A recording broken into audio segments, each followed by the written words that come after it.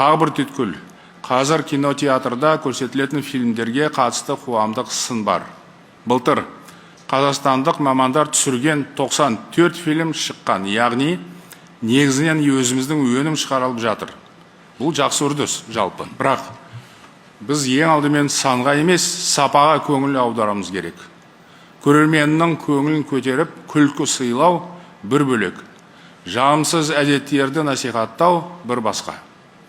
Зорлық зомбылықты, қатыгездік пен қылмысты насихаттайтын фильмдер де пайда болды.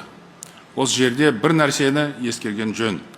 Бүгінде фильмдердің басым көпшілігі мемлекеттік тапсырыспен емес, жеке қаржыға түсірілді. Кино маңызды идеологиялық құрал екенін бәріміз жақсы түсінеміз. Сондықтан жеке қаржыға түсірілсе де, фильмді кинотеатрларға шығармас бұрын алдын ала сараптаудан өткізу жолдарын қарастырған жөн.